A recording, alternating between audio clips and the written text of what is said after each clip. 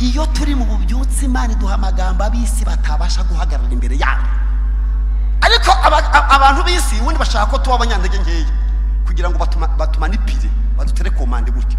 Hari igihe ushaka kuri televiziyo kufita akantu kanda ukajya umanura ukazamura wicaye mu rugo. Hari igihe ufite televizeri ukajya umanura subiza hasi. Iyo buhari ntigakora abisi barakanda ntigakore, bakanda kakanga bamanura rikananirana, bakomeza bikakanda rikanyika.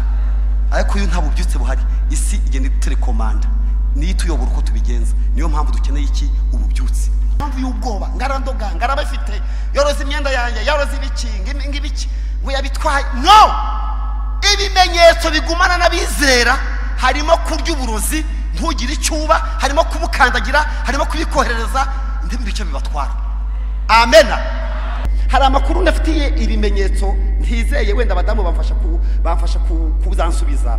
Bambwiye ko umudamu wigeze wonsa umwana wese, niba ari ukuri simbizi, abadamu bafite igisubizo, ngo umuntu wigeze wonsa umwana umudamu agacura akaba ari nyogokuru ariko yarigeze yonsa umwana, ngo iyo umuhaye isombe ukamuha irimo imifupa ugashyiramo ubunyobwa ukamukubita igikoma cyo sosoma, ni mukecuru, ukamuha n'akana ariko kazi konka ngo amashore karaza. Niko bambwiye. Ndashaka kubabwira ko itorero riri muri genre féminin. Itorero riri muri genre féminin. Haleluya!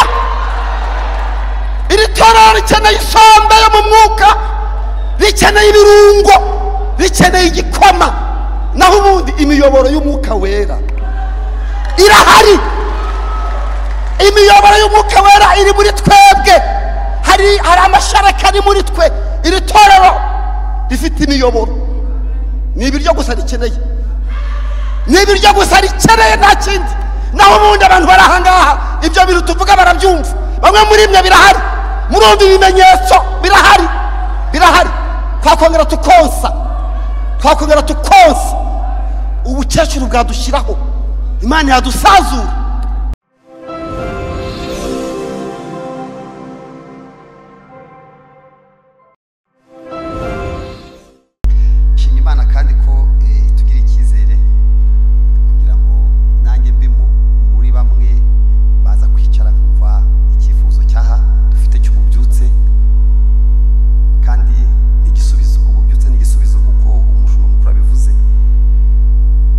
Hari amagambo abantu bajya bavuga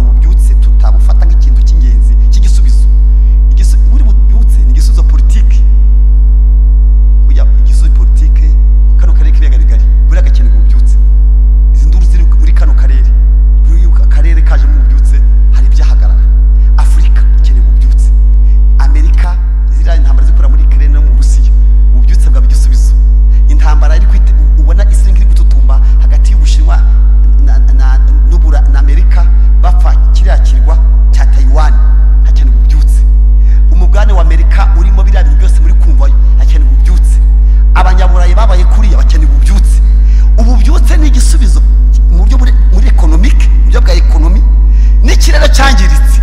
Iki kirere cyacu muzi ko problem ikomeye. Ejo mundi mu France imisozi yarahiye igashya nta muntu uyitwitse kubera izuba ryabaye ryinshi, amashyamba kaka.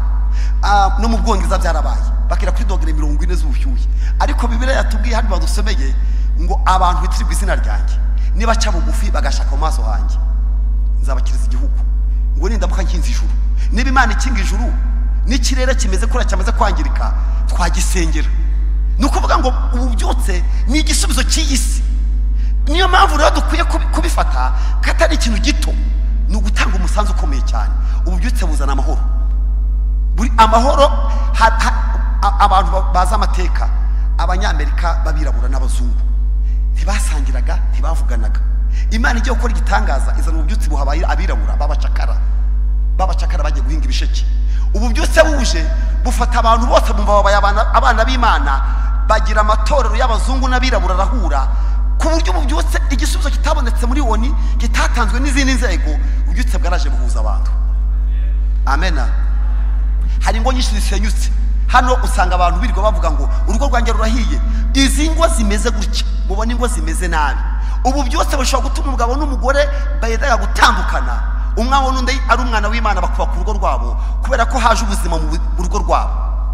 Ejo numvise Radio Rwanda mu gitondo bari gutabariza ababyeyi bafite abana, numva ari amakuru ya mu gitondo bavuga yuko muri ibihe by'ibiruhuko abana bashobora kwangirika cyane kubera freedom ihari, kunywa amayoga n'ibiyobyabwenge.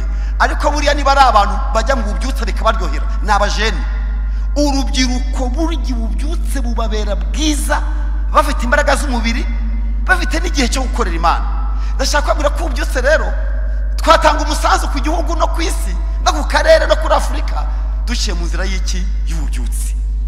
Hari ibintu kwitanga n'ububyutse rero ni ibiki bituma tukumva tutabukeneye cyane. Kimwe mu bituma twibeshya ko ububyutse tubufite ni ukugira umubare w'abayoboke benshi b'amadini, kugira insengero nyinshi. Kankoresha iyo mvugo ADEPR mu nsengero, abantu bafite insengero nyinshi mu Rwanda tubamo. Imisozi yose yo mu Rwanda hari insengero, naho abandi batajya bagera ADEPR irahagera. Utangara iyo ugeze ahantu hataba irindi dini na rimwe ukasanga ADEPR hari agasengero, niyo aba ari abakene ugasanga kariyo.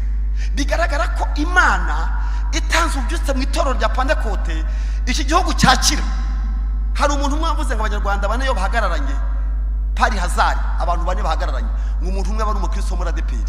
Ubonye abantu bane bahagaze biganirira, tukababaza uti ubusengera he, ngo wasanga umwe ari muri ADEPR, bane ngo bahagararanye mu isoko bigendera, umwe abari mu ADEPR.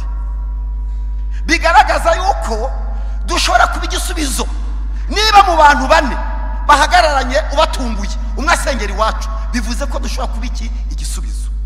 Ni ukuvuga rero ngo dushobora kwikanga umubare mwinshi w'abakristo nk'aho i Nyarugenge mukavuga muti ubwo dufite amakorari menshi, dufite abantu benshi, dufite ububyutse. Ariko ububyutse n'ubuzima, dufite ubuzima. Niyo mpamvu umubare mwinshi w'abakristo nduwita usobanura ko dufite ububyutse akikitonderwa. Ahantu haje ububyutse abantu bariyongera. Nanone ntibitandukana, ububyutse n'ubwinshi ni impanga biravukana. Hari igihe nanone kugira abantu benshi bifashije abakiri. Hari Nyarugenge haba abantu b'abakiri, n'ahandi barahaba ariko hano mugira amafaranga menshi. Turaziranye muzi ko hari mwese mufite amafaranga, nanjye ndayafite ariko ntagangana. Hano tugira abantu bagira amafaranga menshi, bari abakene, hari n'abagira ubutumwa bw'amafaranga gusa, bakagira amashimwe y'ibiryo n'amazu n'iki. Imana ikabakura ku cyavu, twabona imodoka ziraparitse n'urusengero rwiza nk'uru, tuti ubuso ububyutse. Wakwereka insengero zo ku isi zifunze z'abariteriyeni, wakwereka insengero zo ku isi zirutungura inshuro nyinshi, zifunze ziriho ingufuri zahozemo abantu. Ushobora kubaka inyubako nk'iyi nziza cyane igitangaza, ariko tugakoramo ibintu bimeze nka komedi, nta buzima buhari, tukaririmba tukabyina tukigisha, ariko ububyutse ntabwo urusengero rusobanura ngo ububyutse burahari. Ariko nanone iyo ububyutse bwaje turubaka. Amena. Ngewe uramutse untumye kubaka nta mafaranga afite, nasaba ububyutse. Hano mu Rubono murahazi, ni ahantu haba etaje mu Rwanda itagira umuhanda, ni ahantu haba etaje itagira umuhanda. sinzi niba mwarabigenzuye. Etaje itagira umuhanda, abajya gusezeranirayo sinzi aho banyura. Ukibaza ni gute bubatse urusengero rwa etaje rutagira umuhanda? Mu byutse nyine yutabworiyanse bubaka urusengero aho babonye no mu giti barurambikayo. Ariko n'ibimenyetso ko bwari bwaje mu buri cyerekezo. Buriya imbaraga zubatse urusengero mu musozi zari bugure n'ikibanza ku muhanda. Ariko mu byutse umuntu avuga ati nanjye ubw'umurimo w'Imana bahaye igikoni cyanjye ushyire mu itorero nta bindi, nta n'ibyangombwa, nta no gusinya, nta n'amasezerano bagirana. Mu byutse nyine barakora. Cyashaka kuvuga rero iyo mu byutse babaye abantu barubaka, ariko bahakeneye icyerekezo batubaka ibagwaho. Kudushobora kubaka turatugubatse twubakisha inkarakaro n'urusengero tukatugaho mu gitondo tukajya mu ijuru. Mu byutse abantu barubaka, ariko ntabwo inyubako zose zivuga zisobanura ububyutse. Kudasiba amateraniro, kudasiba amateraniro bishobora kubashuka. Utubwa mbyuka mu gitondo muri barakeye, ubwo nza muri rancha bafite ububyutse. Reka da, abafarisayo ntibayasibaga. Abafarisayo ntibayasibaga. Gutanga icya 10 cyawe n'amaturo, umva wabyita ububyutse. Abafarisayo batanga icya 10 cy'idodo basuromye mu nzira, nizo basuromye zimejeje. Yesu arababwira ati ibyo mwari mukwiye kubikora, ariko nimureke no gukiranuka nako. Bivuze iki? Mu bubyutse abantu baratanga. Nanone ubu ngubu impamvu tudakorera Imana ni intege nkeya. Ububyutse buje, imodoka mwaziye ntabwo mwazicyura. Tubahamagare mutege moto. Nabonye abantu bavuga ngo ukubwo umurimo w'Imana ntazi inka yanjye, ntazi inkweto naje nambaye. Nabonye batanye inkweto bari baje bambaye. Mu bubyutse abantu barakora, babikora babikunze babishaka. Ariko ntabwo amafaranga asobanura ububyutse. Ariko mu bubyutse amafaranga araza kuko abantu bakunda Imana bakayikundisha igihe cyabo, umutima wabo, ubwenge bwabo n'ubutunzi bwabo. Mu bubyutse haba ibiterane. Mu bubyutse n'ubu dufite ibiterane by'ububyutse biri kuba i Rubavu, birahari igihugu cyose muri ADPR huza ibiterane. Dushobora gukora ibiterane bitari mu bubyutse cyakora tugafashwa. Ariko uvuze gufashwa no muri guma barafashwa. Muri guma barafashwa bakagubwa neza. Kera Rayon Sport yigeze ikina umupira nari ntuye hariya i Remera, barakina baratsinda, bafata byeri barazisuka mu mabase barazoga ku muhanda. Bafata byeri bagati nukoga byeri, bari bafashijwe nabo rero. Niyo mpamvu ntabwo igiterane gisobanura ububyutse. Ariko none ububyutse, iyo ububyutse bwabaye ibiterane biraba, ariko abantu bakihana, abantu bagakizwa. Niyo mpamvu rero ibi bintu bigomba kuba biri kumwe byombi. Ububyutse ibiterane biraba, ariko bikatanga umusaruro w'ububyutse. Reka ne kuza kubatinza, nihute ngere kugira dukeneye ububyutse. Ni ryari dukeneye ububyutse? Ni igihe itorero ritakira umunyu w'isi. Ubundi hari amagambo atanu Yesu yatuvuzeho, atanu. Yaravuze ngo muri umutwe, yaravuze ngo muri umutwe ntimuri umurizo. Iyo rero ahari umutwe hagiye umurizo, twadukeneye ububyutse.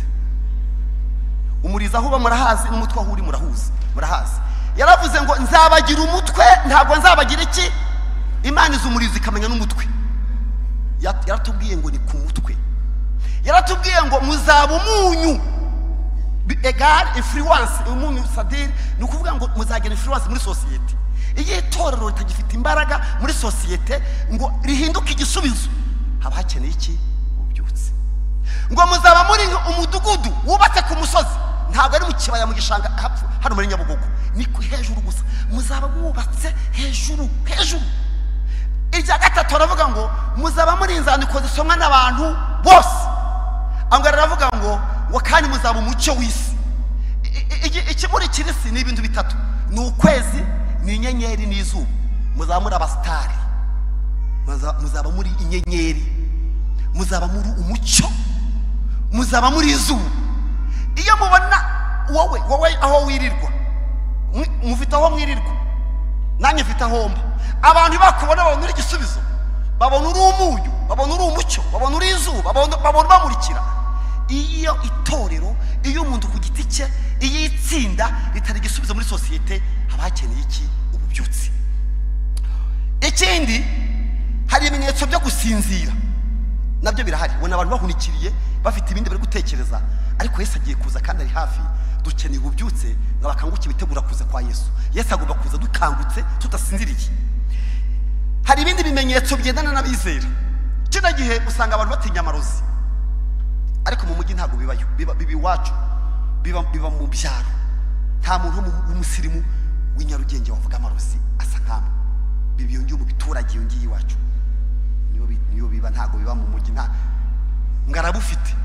Ugasanga hari amasezerano Yesu yaduhaye, yaravuze ngo dore ibimenyetso bizagumana n'abizera. Utudomo tubiri yaravuze ngo bazavuga mu ndimi nshya. Mu ndimi nshya, abantu muvuga mu ndimi hano niba muhari, bavuze indimi nshya, apana izishaje.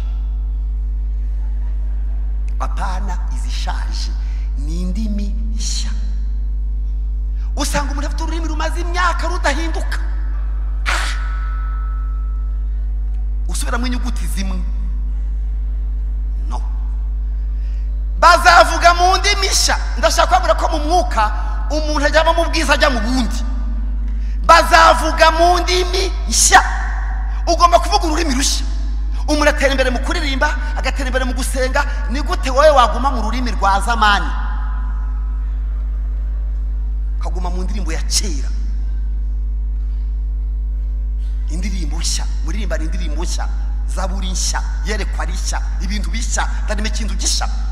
Bazavuga mu ndimi nshya. Bazirukana abadayimoni mu izina ryanjye. Ntago ari kugira mu mishyikirano, ni ukwirukana. Ntago ari kubivuga, ntago ari kubitekerezaho. Uvuga ngo ni ukwirukana abadayimoni bakagenda. Niba gicisha ntacyo kizaba twara. Bazakandagira inzoka n'iki na sikorupiyo. Ibyo bimenyetso rero ugasanga abantu batinya abarozi kandi basenga. Cyakora ndashaka kubatangariza ko ngewe nta muntu ushobora kunduga ngo bimfate. Ngewe niba hari umuntu ufite uburozi azagerageza nyoherereze. Ngewe nta burozi wanyoherereza ngo buzamfate. Uzi impamvu butamfata? Hari ijambo rindengera ryo muri Bibiliya riravuga ngo intama zanjye ndazizi. Intama zanjye ndazizi, nazo ziranze. Ngo nta muntu ubasha kuzivuvunyura. Urumva Imana igufata gutya igakomeza. Ngo nta ubasha kuzivuvunyura hehe? Mu kuboko kwanjye. Ngo data wazimpaye arusha bose ububasha. Haleluya! Aravuga ngo yo mumbuye ikiganza mbona bameze nk'imanzi mu kiganza. Sinaba mu biganza bibiri rero. Sinaba mu kiganza cy'abarozi no mu kiganza cy'Imana icyarimwe. Ntibishoboka. Ngomba kuba hamwe muri bibiri. Sinaba mu kiganza cy'Imana ifashe gutya, ifashe ukuboko inkomeje impetse ku mugongo, nurangiza ngo bene mu kiganza cy'abapfumu n'abakonikoni. Nta burozi bubaho bufata. Niba ubufite uzagenda ugerageze, niba bukeya ujye mu mahanga kugushaka. Nta burozi. Ntabwo waba mu biganza bibiri, be mu kiganza cy'Imana no mu cy'abarozi. Ngo habere cyarimwe, uburi hamwe muri habiri. Amen. Mugize ubwoba se? Madamu igeze ambwira ati nyaboneka ujye uvuga gakeya batazajya babinyu bitazajya bikuza bigafata urugona bigafata abana nanjye. Nababwiye nti n'abana banjye barakingiye. N'abana banjye barakingiye. Nta burozi, ntabwo wantega, ntabwo wampa. Niyo ubumpaye ndaburya bukamera nk'ibindi biryo bindi bikarangira. Nta mitego, ntabyo mu kirere, ntabyo mu mazi, ntabyo. Kandi mbabwira ntabwo ari ukubirataho maze iminsi imeze gutyo. Hano hepfo barangerageje biranga, niyo hakurya hafi ya Goma nababwiye nti niba budakora mujye gushakisha. Ntabyo. Mugomba kugira kwizera. Ibimenyetso bigendana n'abizera bigomba kubana namwe. Nta mpamvu y'ubwoba. Ngarandoga, ngarabafite, yoroza imyenda yanjye, yoroza ibiki, ngibiki, ngo yabitwaye. No! Ibimenyetso bigumana n'abizera harimo kurya uburozi ntugire icyuba, harimo kubukandagira, harimo kubikoherereza, ntibiri icyo bibatwara. Amen. Ikindi rero sindasoma ijambo ry'Imana ari iminota nishira ndahagarara ndekera aho ngaho, nejo nzakomeza. Nejo rizarema niko umuririmbyi yavuze ngo nejo rizarema. Akoresha kubabwira ngo abakristo bafite ubwoba bwo gupfa bw'uburozi bw'ibiki, ni ibintu by'abantu berekana ko bakeneye ububyutse. Ikindi yubona abantu batagikumbura ijuru. Yureba ijuru ni iryacu.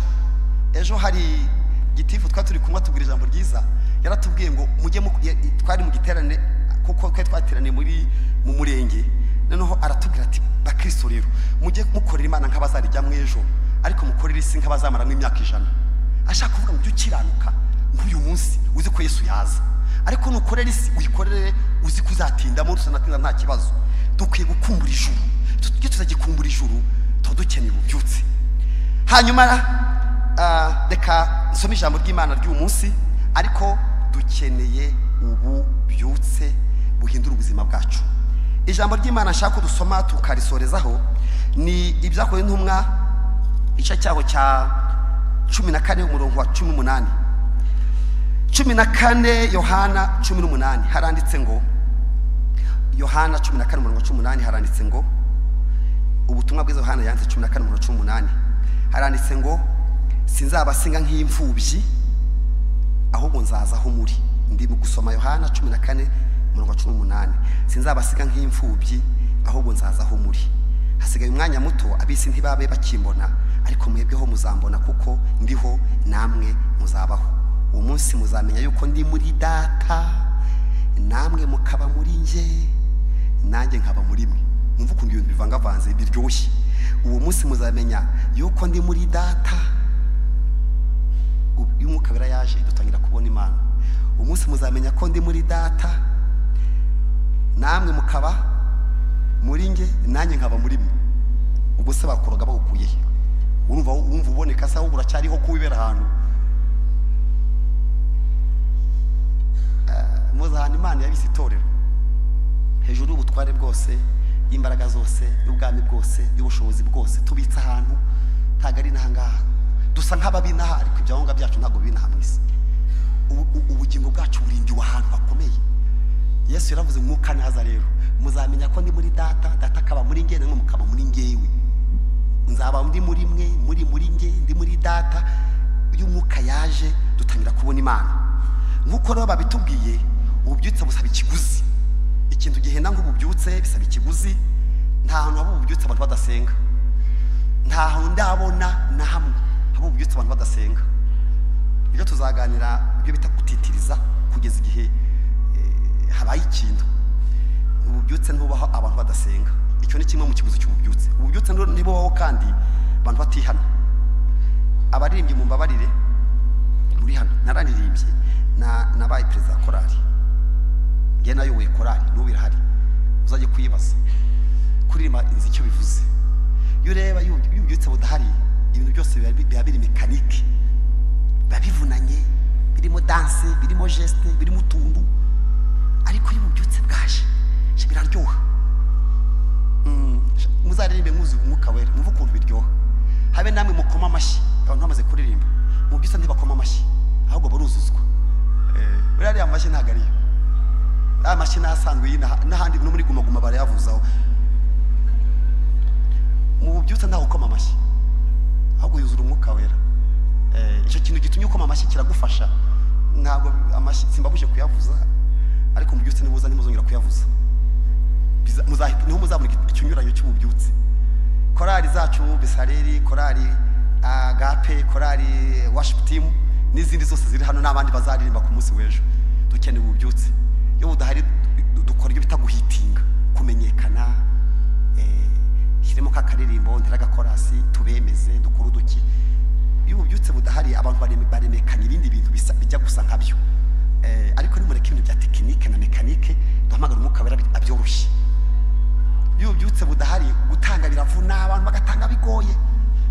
Ubwo rero niyo mpamvu dukeneye ububyutse, kuko hari icyo buzatumarira. Abavuga ubutumwa natwe iyo nta Mwuka Wera utuyobora, dushaka amagambo tuvuga kugira ngo baduherekeze neza. Iyo tugiye kuvuga ubutumwa byaduherekeza bakaduha akantu nyine. Hari igihe rero uvuga uti ngiye kuvuga amagambo aryoshye akora ku mitima y'abantu, baze kugira ukuntu bangenza. Ndetse hanze mu yandi matorero barakubwira bati rero agaseke turagashyira imbere yawe, urebe ukuntu wigisha imitima ikorweho, bajye bibwiriza. Ugashaka utuntu twose ubona ko kubeshabesha abantu bakajya bashyiramo. Iyo byutse buje tuvuga iby'Imana duhaye kuvuga. Iduha urundi rurimi rudasanzwe. Iduha urundi rurimi. Ntabwo tuba tugitinya abantu. Iyo byutse ntabwo isi tubwira icyo tuza kuvuga. Isi iratubwira ati mujye muvuga mutyo. Petero n'abagenzi be barabahamagaye bagatumva rero mujye mwigisha, ariko izina rya Yesu murikuremo. Ububyutse budahari batubwira ibyo dukuramo. timujye mukuramo utuno ntituvugwa tuno turavugwa. Petero aravuga ati nawe mubitekerezeho, ati namwe mumbwire ibintu mumbwiye ngo tuvuge ibindi byose dukuyemo izina rya Yesu. Aravuga ngo atereka mbabwire nta wundi agakiza kawe gukirizwamo kabonerwamo izina ryande rya Yesu. Iyo turi mu bubyutse Imana iduha amagambo abisi batabasha guhagarara imbere yayo. Ariko abantu bisi wundi bashaka ko tuba abanyantege nkeya kugira ngo batumanipire badutere komande gutyo. Hari igihe usha kuri televiziyo kufita akantu kanda ukajya umanura ukazamura wicaye mu rugo. Hari ubu ufite televizeri ukajya umanura subiza hasi. Iyo buhari ntigakora abisi barakanda ntigakore, bakanda kakanga bamanura bikananirana, bakomeza bikakanda bikanyika. Ariko iyo nta bubyutse buhari isi igenda telekomanda niyo tuyobora uko tubigenza. Niyo mpamvu dukeneye iki ububyutse. Nibuza kandi nabo bazabimenya. Ndashaka ko umureke dusenge kugeza barakoze cyane tugeze ubwo nta muntu n'umwe udutelekomanda uko yishakiye. Turatinyika, tugira autorite, tugira icyubahiro cy'Imana, tugira igitinyiro, abantu baragutinya, abantu barakubaha, babona Imana muri wowe. Amen. Dukeneye ububyutse ubwo ngubwo aho uba wowe.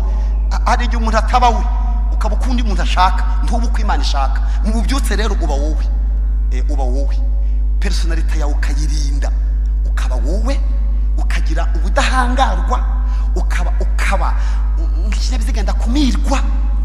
Ububyutse burakwiye. Nibwo Esteri yasengeye umugabo yaranze kumutunga inkoni, arangije abuvuyemo mu yitatu. Umugabo amubonye ati mwamikazi rwose mbwira tuvugane iby'igihugu. Mu bubyutse tujya mu mishyikirano. Ati mbwira tuvugane niba ari igihugu nguha, kandi karere yanze. Niyo mpamvu ububyutse ntibubaho nta masengesho, ntibubaho nta kwihana. Ububyutse ntibubaho nta kwihana. Ubu tugomba kwihana, nibyo banatubwiye muri kino giterane, tugomba kwihana. Ububyutse ntibujya bubaho nta rukundo. Murabona ko tunangana, murebe kundu twangana kugeza ubwo twangana naho bitari ngombwa. Umuntu akangana naho bitari ngombwa ukumva urangana gusa. Ububyutse haza urukundo, ukumva ukuze mwene so. Twangana naho bitari ngombwa ukumva gusa kwangana ni ngombwa bikurimo. Tuzi impamvu wanga umuntu, ariko dukwiye ububyutse kuko tugira urukundo. Urubyutse dukunda abanyabyaha. Uburiya abanyabyaha turabanga, tukavanga abanyabyaha abo hanze ntitujye kubareba. Buriya mu byukuri abanyabyaha baragowe. Ariko impamvu tudakunda abanyabyaha, tutafitiye impuhwe abanyabyaha, nuko nako dufite ibyaha tugikora. Mu bubyutse ibyaha biranesheka. Mu bubyutse abantu baratura, umuntu agahagarara akatura. Iyo twakoze amasengesho umuntu arihana. Sinipetse kumva umuntu wihana nkuko yihana. Arahaguruka ku karubanda ku cyumweru, aravuga ati mureke nihana. Yari umuntu w'umugabo w'umukire, ariko yari warahishe imitungo umugore we. Abo twari kumwe muracyabyibuka, ati mumpe mikrofone ndashaka kwatura. Tugira ubwo atuse uri bwatura iki kuri umuntu w'umugabo. Ati ngiye mu ndeke n'injuzi cyambayeho. Tuti nibwo mikrofone uvuge. Abwira madame ati madati mwe hano bahagarara imbere. Atuzi ko ngira imitungo utazi. Imbere y'iteraniro arangije abwira pastor ati aratubwira ati turangiza amateraniro muze mbajyane mu rugo. Nereke umugore n'abana ibintu nari mfite atazi. Ibyo nta muntu abimuhata, imisi yatunze yari hagije. Mu bubyutse umuntu yatura nta wabajije. Ububyutse bwatumye Zakayo yatura, nibwo dukeneye. Zakayo yari umuyobozi ukomeye, mukoresha w'ikoro w'umukire. Ububyutse bumusanze mu giti, abwira Yesu ati turajyana mu rugo. Abwira Yesu ngo ntiwarya mfite abo ndambuye. Yihana ntiyabajije umugore, ntiyabajije n'abana. Y'ububyutse bwaje umuntu arengera ubugingo bwe. Wumva ari wowe bireba, tushyira ibyaha ku bandi, ureba ibyawe. Sinzi aho isaha igeze, sinzi iminota nsigaranye, isaha sindi kwibona, sinzi habaye ryari. Ntiwandenganya kuko kira cyuma sindi kureba isaha. Ubwo rero ningeze ejo ntabwo ngeni, sinzi habaye igihe ki. Urakoze cyane. Ngejeje ejo se nta nahamwe nshobora kumenya habaye ryari. Hari ibyuma binkingirije. Ngejeje ejo ntabwo mwandenganya rero ntabwo ndi kumenya. Ntabwo namenye igihe habaye igihe ki. Tuba dukeneye no guseka. None se bitubabaza ko bihari murirwa murakara se. Ibibabaza murabifite, nta mpamvu kurirwa murakara. Imisoko kwacu ku isi ni mikeya, gushyiramo no kurakara hapi ntago bivamo rwose. Reka nsubire ijambo ry'Imana mu bita nsigaranye. Tuzaganira ku munsi w'ejo.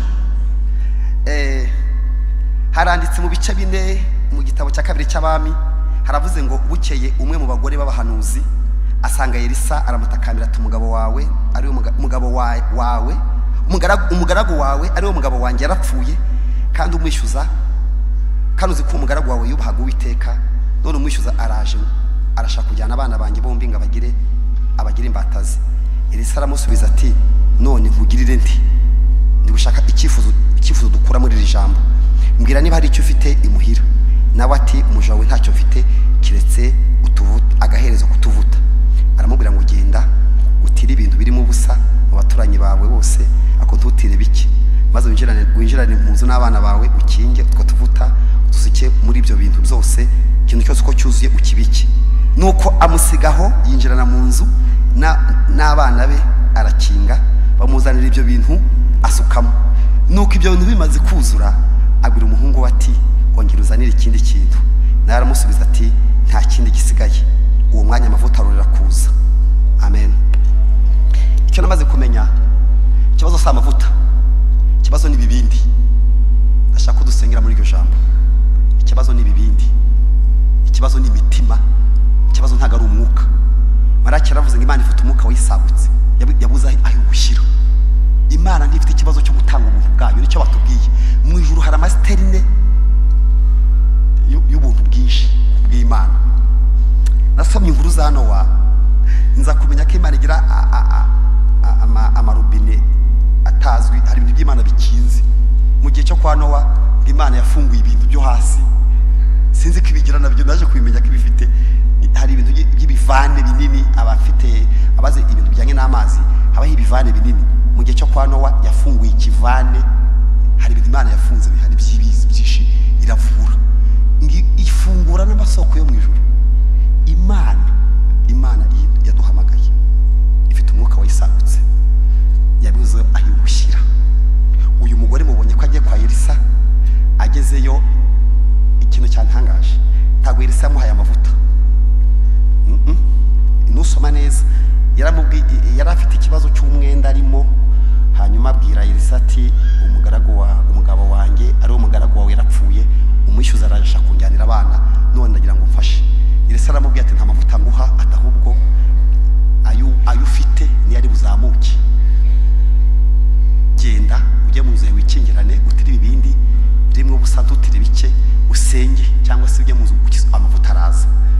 Namaze kubona ko amavuta iri toro rirayafite, dufite amavuta, nange ndayafite kandi ariko ni make. Mwese mwicana imbere mufite amavuta make. Korari Besareri wapi arahari, akatakemura ikibazo dufite. Worship team muramya buri munsi, amavuta murafite ariko ni make. Yari make rero barayagusuzugurana, bagusuzugurana amavuta ufite. Satani akavuga ati guterana se bitwaye iki? Impamvu mwese mwaje hano ni utuvuta twatumye muza, utwo dukeya tudafite icyo tumaze. Turahari. Edizo umaze imyaka myinshi, impamvu kiza kambakamba, turahari. Ariko Satani yagukubita, duhari. Batutwara abana, duhari. Abana bacu mwabasanga kwa muzi hara kwa Rando biri kuhabera, harimo abana b'abadeperi. Muzi biri kubera Iwawa hari ikigo cyacu kirimo abana ibihumbi n'ibihumbi, harimo abana bacu. Abana bawe se bose baba mu rugo, nurese nturi hano ntuzi kukijijwe si kuvuga.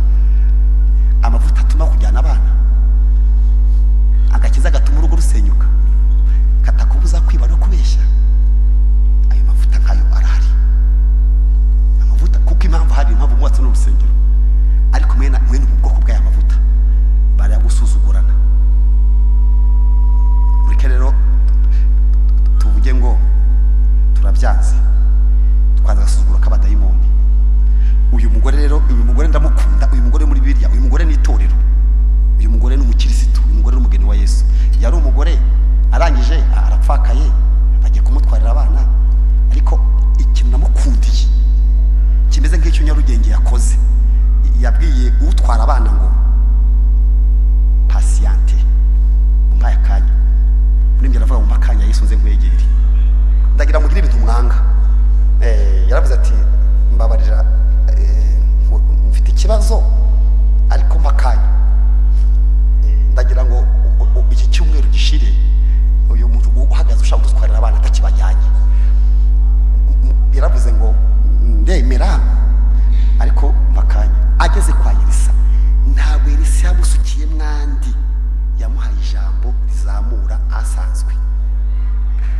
yamuhaye ijambo rizamura asanzwe ahari.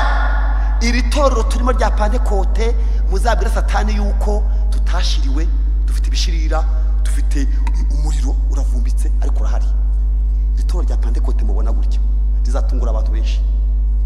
Ngewe nzi ko rizatungura abantu benshi. Imana yabitubwiye. Iri torero rizatungura abanyarwanda, rizatungura abantu muri kano karere, rizatungura abanyamadini bose. Rimwe mu gitondo tuzakata kwa Elisa.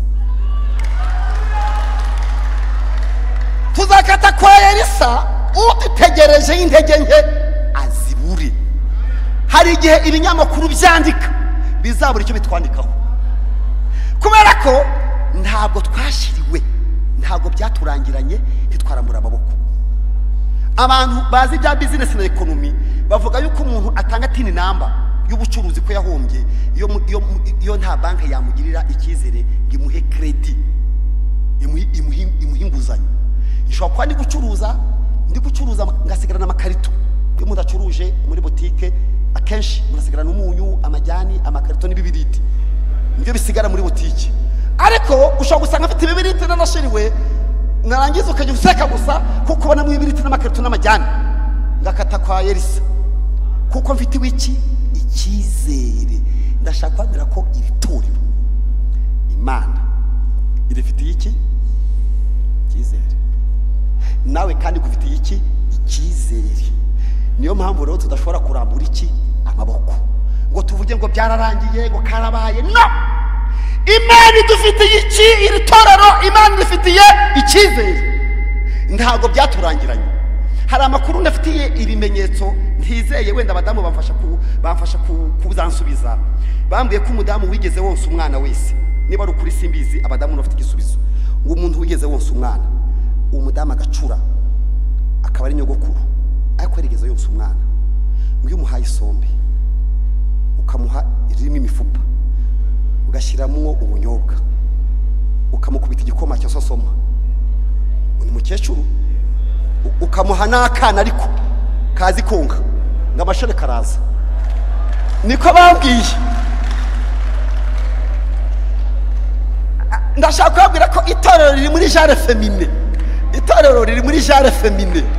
Haleluya! Iri torero rikeneye isombe yo mu mwuka, rikeneye ibirungo, rikeneye igikoma, naho ubundi imiyoboro y'umwuka wera irahari. Imiyoboro y'umwuka wera iri muri twebwe, hari amashareka ari muri twe. Iri torero rifite imiyoboro, ni ibiryo gusa rikeneye, ni ibiryo gusa rikeneye, nta kindi. Naho ubundi abantu barahangaha ibyo bintu tuvuga barabyumva, bamwe muri mwe birahari, murumva ibimenyetso birahari, birahari. Twakongera tukonsa ubukecuru bwadushyiraho, Imana yadusazura. Imana dufitiye icyizere. Reka nsabe dusoreza ahangaha, tuzakomeza ku munsi w'ejo, ariko mugende mubwira Satani ngo ntabwo twashiriwe. Imana dufitiye iki icyizere. Imana idufitiye icyizere. Uyu mubyeyi azongera yose, iri torero rizongera rigira imbaraga, iri torero rizongera riguruke, tuzatangaza abantu.